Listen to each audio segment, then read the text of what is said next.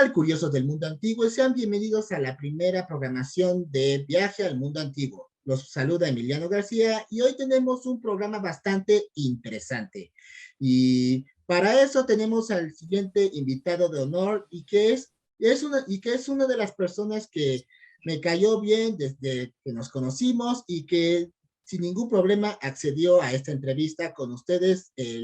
bueno, no tan famoso, pero sí una persona muy importante, el antropólogo Pedro Baldo. Muy buenas tardes, ¿cómo estás? ¿Qué tal? Buenas tardes, Emiliano. ¿Cómo estás? Pues aquí esperando que la entrevista sea muy interesante y como el título lo dice, vamos a llevar a nuestra entrevista a un viaje a una civilización que lo hemos discutido y que me parece muy interesante de compartir. Y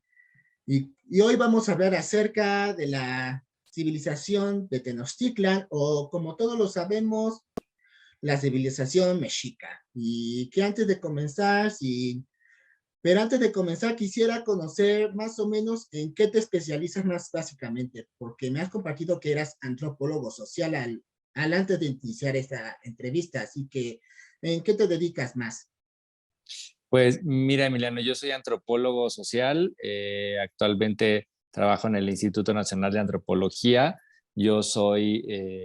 editor de dos revistas científicas sobre culturas mexicanas, sobre antropología e historia de pueblos indígenas en México y sobre también problemáticas de antropología en general de otras comunidades y diferentes identidades de nuestro país y de otros países también. No soy arqueólogo de formación, es decir, yo no me dedico digamos, al estudio de las culturas antiguas, pero como antropólogo, pues tenemos cierto conocimiento al respecto de las culturas prehispánicas que estuvieron, digamos, asentadas en nuestro país, en el territorio nacional bueno, antes de la conquista de América. Entonces, actualmente soy editor de estas dos revistas y también digamos, el área de publicaciones de la Coordinación Nacional de Antropología. Ah, vale, bastante interesante y me estuvieron compartiendo de que, como tú lo dijiste, pues que divulgas información, bueno, o que das a entender información acerca de distintas culturas y, y como lo mencionamos al inicio de esta entrevista, bueno, vamos a hablar acerca de la cultura de la Gran Tenochtitlan, bueno, más bien la cultura que rodea dentro, ya sea de los orígenes o posteriormente durante la civilización mexica, durante este periodo que vivieron. Así que para poder empezar con esto, queremos, bueno, todos en nuestra audiencia sabemos acerca del mito de la gran civilización, pero sin embargo mucha gente desconoce acerca de las principales causas que rodearon los primeros civilizadores, bueno, los principales fundadores de esta gran ciudad. Y quisiéramos saber acerca de cuáles fueron las principales causas para que ellos migraran hacia esta emblemática ciudad que hoy en día, pues, es considerada un gran patrimonio cultural. Sí, mira, Emiliano, pues todavía hay varias teorías al respecto de por qué los primeros pobladores de lo que después fue la Ciudad de México, Tenochtitlan, se establecieron ahí. Sin embargo, hay ya muchas investigaciones muy importantes que hablan, bueno, que más bien nos dan mucha información al respecto de la migración de esta pequeña población del norte del territorio que actualmente es México hacia el centro y el Valle de México. Esta población, originalmente Tenochca, se dice que migró de un lugar mítico que se llama Aztlán hacia el territorio del Valle de México, del donde actualmente es el Valle de México, que estaba rodeado por un gigantesco lago, el lago de Texcoco, y que se asentaron allí. Este mito tiene mucho de verdad en el sentido de que está documentado que las poblaciones hacia el norte del país, no se sabe exactamente dónde era este lugar mítico que se llama Aztlán, se piensa que estaba digamos, hacia el Bajío, digamos que hoy día compone el Bajío del territorio nacional, y que eran culturas emparentadas con grupos de periodos anteriores, como el periodo clásico, como los teotihuacanos, las culturas también tarascas de Michoacán, y que algún grupo de pobladores de estas regiones migraron hacia el centro del país y descubrieron este gran lago lleno de recursos naturales para, digamos, y de una diversidad biológica y natural muy grande y muy aprovechable para poder asentarse en el territorio del centro de México. Hay un códice además, un códice prehispánico que narra toda esta peregrinación, que se llama la tira de la peregrinación, se le conoce como la tira de la peregrinación, y que narra a través de, digamos, de la escritura de los antiguos de los antiguos mexicas. Es una escritura jeroglífica, con ideogramas, narran cómo los pobladores de este lugar de Aztlán eran varios grupos, digamos, de diferentes, digamos, de diferentes, ¿cómo se llama? Clanes, o podemos llamar diferentes tribus, que emigraron y que se enfrentaron a distintos pueblos, entre ellos los pueblos de Tlaxcala, etcétera, y que combatieron con ellos antes de llegar al centro del país. Este códice está resguardado en el Museo Nacional de Antropología, así se le conoce el códice, la tira de la peregrinación, y también es un documento prehispánico que nos habla de la historia de la llegada de estos migrantes del norte, bueno, del centro norte del Bajío del territorio nacional hasta, o que en ese momento todavía no era México, pero de ese territorio, que migraron hacia el centro y para establecerse. Eran pueblos, además de ser pueblos altamente religiosos, eran pueblos muy guerreros, por lo cual lograron vencer todos los contratiempos y las batallas con algunos de estos pueblos, hasta de estos pueblos que se encontraron en su peregrinaje hasta que se establecieron en el centro de lo que hoy es nuestra ciudad, de la Ciudad de México, ¿no? ¿Cómo crees que en un principio fueron las principales rutas que hicieron los mexicas para poder llegar desde Aztlán hasta Tenochtitlan, o más bien con exactitud acerca de de las principales rutas que hicieron ese pueblo,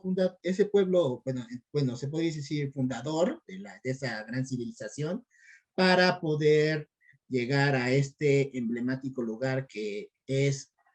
despierta mucho interés, y porque no está rodeado de mucha riqueza, como tú lo mencionaste, tanto gastronómicas, culturales y teológicas, por así decirlo. Y igual, pues yo te podría decir que yo como tal no soy un especialista, no soy un arqueólogo, desconozco, digamos, específicamente el trayecto que siguieron estos pobladores del norte bajío hacia lo que hoy se conoce como el Valle de México. Sin embargo, en el Códice Boturini, y siguiendo el Códice Boturini, la tira peregrinación y algunos de los descubrimientos arqueológicos digamos, del occidente de México, de la zona del Bajío, en donde se han encontrado algunos vestigios parecidos, ¿no? Con que aluden a los mismos dioses, por ejemplo, al dios de la guerra, Huitzilopochtli, y algunas otras figurillas muy parecidas, y a las que después reprodujeron los mexicas en la cultura de Tenochtitlán, digamos, que empezaron a reproducir en sus construcciones, en sus templos, en los primeros templos en la ciudad de Tenochtitlán, en las distintas etapas que se conocen como el periódico posclásico. El periódico posclásico es el periodo en donde se desarrolla la cultura mexica, que es un periodo que empieza alrededor del año 900 después de Cristo y concluye con la conquista de América, con la conquista y con la caída de la ciudad de México Tenochtitlan en el año 1521. Antes de eso se han encontrado en el área de Nayarit, cerca de Guadalajara, Nayarit, sobre todo por la ruta bueno, por todas estas rutas que van desde más o menos pues Jalisco, Michoacán, hacia el Estado de México, se han encontrado muchos vestigios arqueológicos en donde se puede notar la continuidad de esta tradición, digamos, ritual y religiosa, en donde podemos identificar algunos dioses muy similares, el dios del agua, el dios de la guerra, y donde se ve también en estas figurillas, en algunas vasijas, alusiones a los mismos mitos, ¿no? A la misma cosmovisión que le llamamos en antropología y en arqueología. Tienen mitos muy emparentados, ¿no? El nacimiento del dios de la guerra, la Coatlico, el culto por la serpiente, el culto por digamos, por el agua y por la lluvia. Son varios de estas deidades y varias de estas, digamos, seres cosmogónicos, los que se van repitiendo desde el mismo patrón en años anteriores, en el periodo clásico, desde algunas culturas o asentamientos pequeños o descubrimientos arqueológicos en Nayarit, en Jalisco, en Michoacán, el Estado de México, lo cual nos puede dar alguna información de que la ruta migratoria de los pueblos originarios de este lugar llamado Aztlán, pues siguieron estas rutas y eran los mismos grupos, puesto que compartían los mismos símbolos, las mismas religión, la misma cosmovisión, y que pues, migraron de estos lugares en el norte bajío del país, bueno, de lo que ahora es México, hacia el centro de México. Vale. Retomando acerca de las cosas que pudieron recolectar, bueno, o más bien de los hallazgos que lograron obtener de esa civilización, cuál de ellos fue el que más te llamó la atención? O si en tal caso de que haya más, pues nos gustaría que nos compartieras cuáles fueron los que más te llamaron la atención. Digamos, hay una infinidad de hallazgos arqueológicos que se han hecho durante ya más de un siglo en México. La arqueología tiene ya un desarrollo desde hace muchos años. El Instituto de Antropología, si bien se funda en 1900, en los años 30, en el 37, ya se venían haciendo descubrimientos por arqueólogos o por, digamos, exploradores, tanto europeos al principio, desde el siglo XVIII, XIX. Y hay distintos tipos de descubrimientos y todos tienen una fascinación diferente, ¿no? Están los grandes descubrimientos, los grandes hallazgos, que son pues las ciudades, ¿no? O sea, lo que podemos conocer hoy día como las zonas arqueológicas. Y bueno, en el caso específico de la cultura de Tenochtitlán, de la cultura mexica, como tú bien sabes, pues los de los descubrimientos más impresionantes que se han hecho, pues ha sido el palacio, el templo mayor, que está constituido por la pirámide del Sol, la pirámide de la Luna, y más recientemente quizás uno de los más interesantes descubrimientos que se ha hecho en los últimos años y que a mí me ha fascinado, y que desafortunadamente no está abierto al público,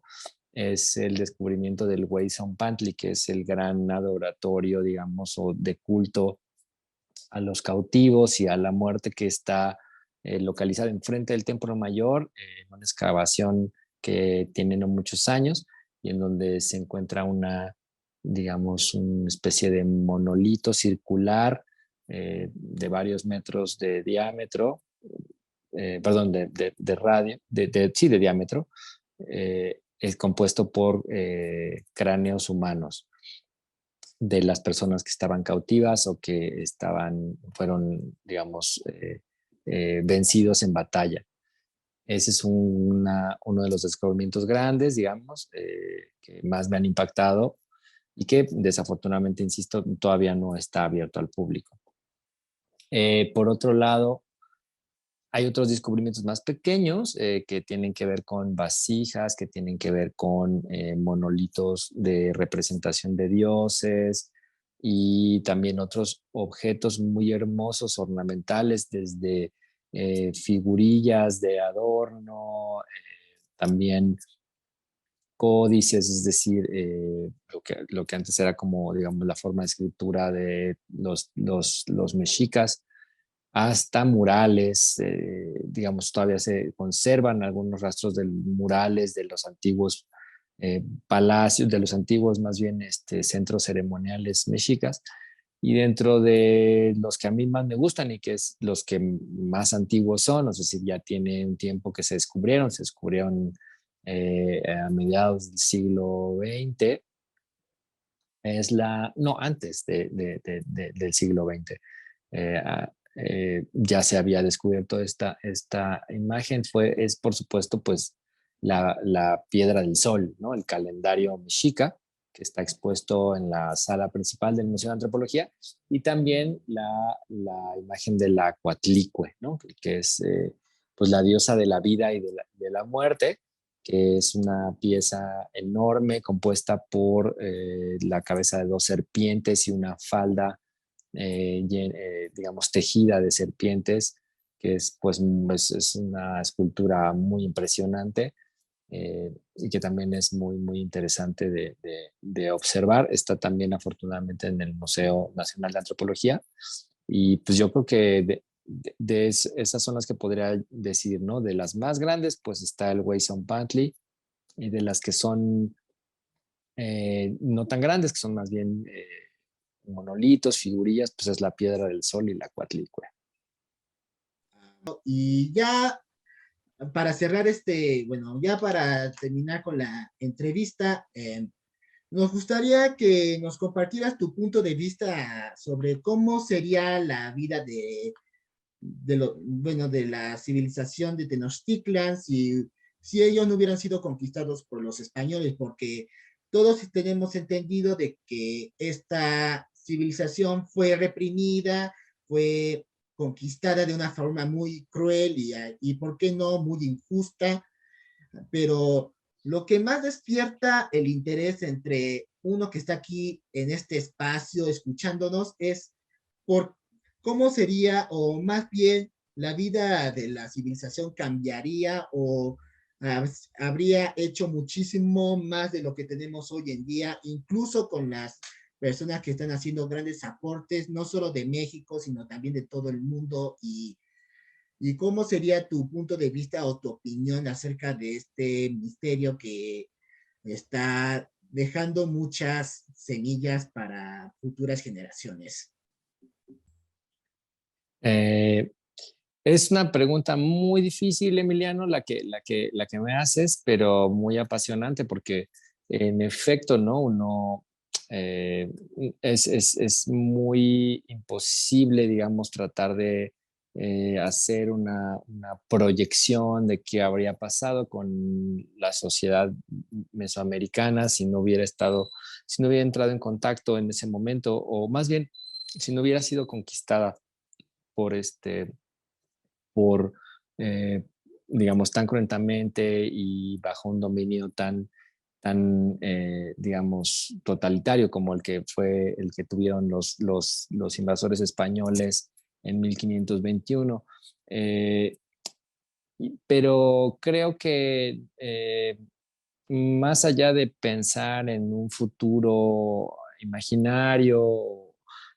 me gustaría pensar en el futuro que tuvieron esos pueblos y que todavía podemos alcanzar a verlo. Es decir, si bien la sociedad teotihuacana, los mexicas, la cultura mexica como tal fue, como dices, ¿no? Sometida, reprimida, etcétera, desplazada, porque además muchos de sus habitantes en el periodo de conquista, pues también huyeron, se escondieron en lo que hoy día también son los que se conocen como las regiones de refugio, ¿no? En donde habitan nuestros actuales pueblos indígenas, que son herederos y además, digamos, están emparentados con esas culturas, esas civilizaciones tan desarrolladas en México, en el mundo prehispánico. Ellos todavía hablan la lengua náhuatl y todavía conviven hoy día. Y estos pueblos